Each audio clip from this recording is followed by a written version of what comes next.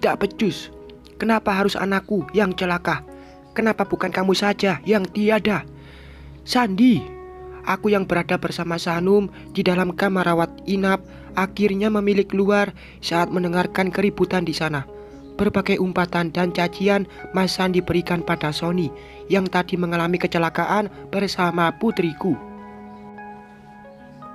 Menurut penuturan Sony tadi, motor yang dikendarainya bertabrakan dengan mobil yang melaju dari arah berlawanan.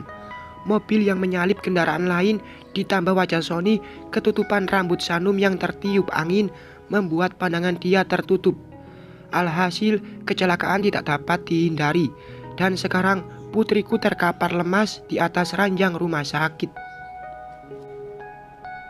Sandi, sudah hentikan, jangan terus menyalahkan adikmu.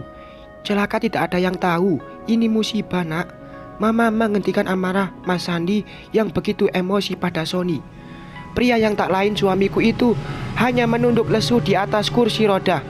Sony tidak mengalami luka serius, dia hanya syok dengan beberapa luka ringan di bagian tangan dan wajahnya.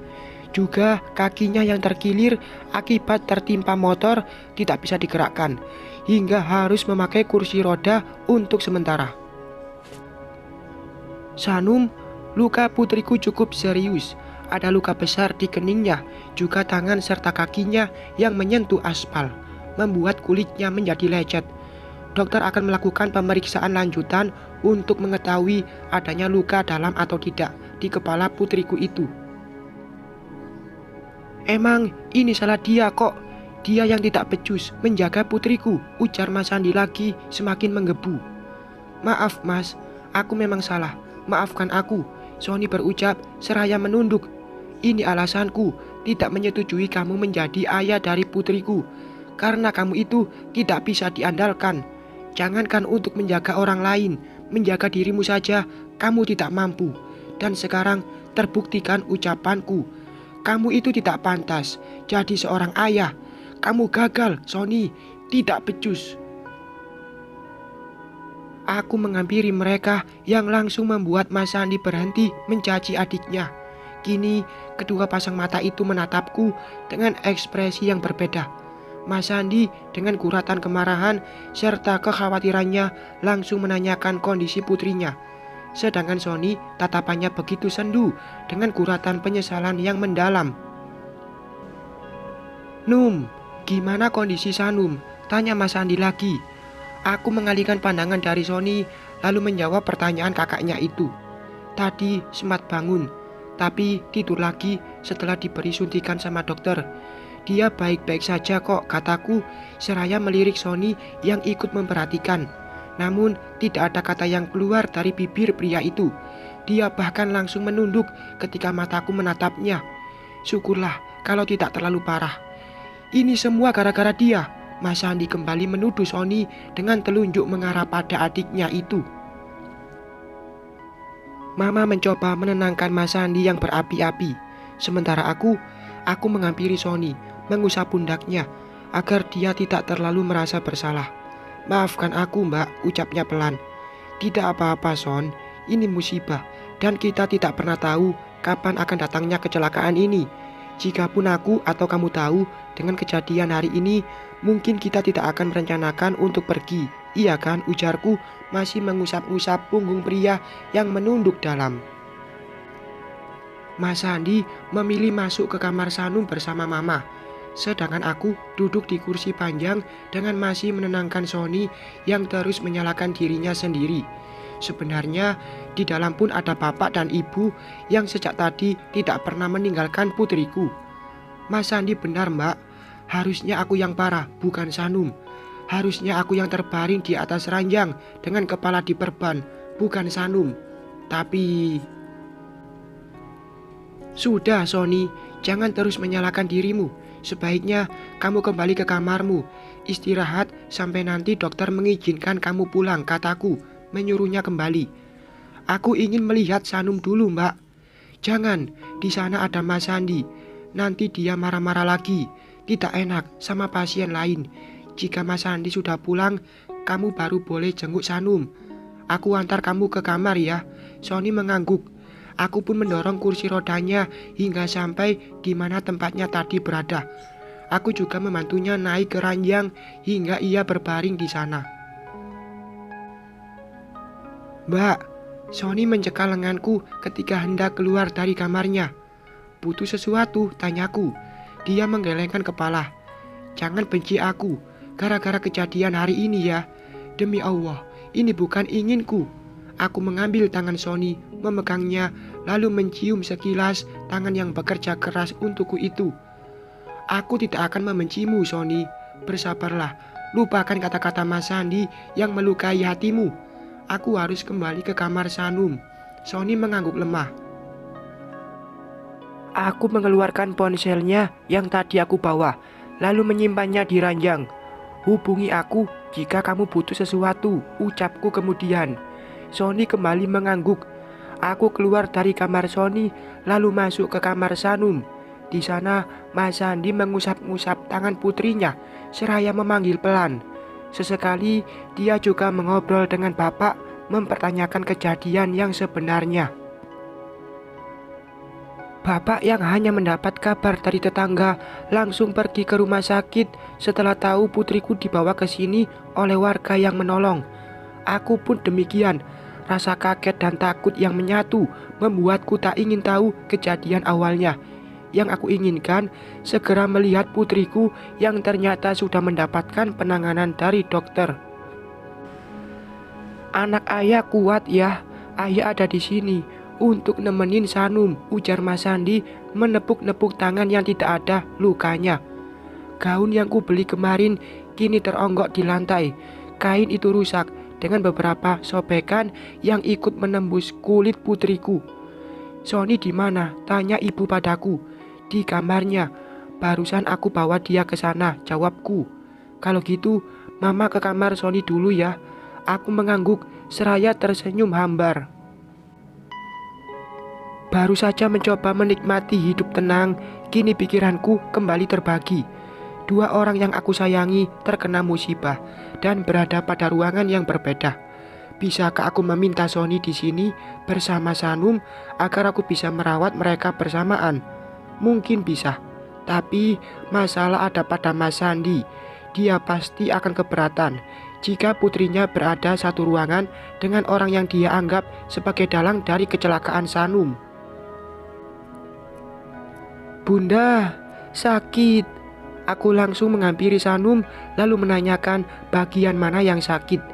Kekhawatiranku bertambah saat putriku terus menangis menunjuk bagian kepala yang terluka. "Mas, minta dokter untuk segera memeriksa bagian dalam kepala Sanum. Aku takut ada cedera di dalamnya," ujarku, seraya terus menenangkan buah hatiku. "Baiklah, aku akan menemui dokter untuk ini." Mas Sandi keluar dari kamar Sanum untuk menemui dokter yang menangani putriku, sedangkan aku menenangkan putriku dengan dibantu ibu. "Gimana Mas?" tanyaku saat Mas Sandi datang seorang diri. Tidak ada dokter yang mengikutinya. Mereka akan segera datang untuk memeriksa Sanum. Mudah-mudahan tidak ada apa-apa dengan putriku. Jika ada yang serius, aku tidak akan memaafkan Sony. Hatiku menciut, dadaku berdenyut ketika Mas Sandi mengucapkan kata ancaman pada Sony. Sesalah-salahnya dia, Sony itu suamiku. Ada rasa kasihan dan tidak terima saat Mas Sandi berkata kasar kepada suamiku itu. Kecelakaan ini bukan inginnya. Dia pun sangat menyesali kejadian hari ini. Namun, aku pun tidak bisa melarang Mas Sandi untuk tidak marah. Itu bentuk kekhawatiran pada putrinya, juga bentuk kasih sayang seorang ayah yang tidak ingin kehilangan seorang anak untuk yang kedua kali. Setelah beberapa saat dokter memeriksa Sanum, putriku kembali tidur. Hasil pemeriksaannya akan keluar setelah 2-3 hari dan aku harus sabar menunggu itu. Malam semakin beranjak, tapi Sanum tak kunjung mau tidur. Bahkan kini dia meminta digendong oleh Mas Sandi, tidak mau tidur di ranjang. "Tidur Num, kamu juga butuh istirahat," ujar Mas Sandi seraya mengusap-ngusap punggung putrinya yang ada dalam gendongan. Aku menggelengkan kepala. Bagaimana aku bisa tidur jika putriku masih belum tenang? Dia kadang menangis, tubuhnya terlonjak seperti yang dikagetkan. Kemudian diam dengan tatapan kosong, membuatku semakin dilanda cemas. Kulirik jam yang ada di ponsel sudah menunjukkan pukul 11 malam. Kedua orang tuaku sudah pulang karena bapak juga yang sedang tidak enak badan. Aku bahkan tidak ada waktu untuk melihat suamiku itu. Dia terabaikan karena putriku yang tidak bisa tenang. Mas, aku lihat Sony sebentar ya, ujarku pada Mas Sandi. Dia tidak menjawab, hanya mengangguk lemah enggan berucap. Tidak menunggu nanti, aku pun keluar dari kamar Sanum, pergi ke kamar Sony yang terhalang beberapa kamar dari ruangan putriku. Belum tidur, tanyaku saat dia menyambut kedatanganku. Sony beringsut duduk. Aku pun menghenyakkan bokong di pinggir ranjangnya. Gimana dengan Sanum? Bukannya menjawab pertanyaanku, Sony malah balik bertanya. Masih sama seperti tadi. Mungkin dia trauma dengan kecelakaan itu.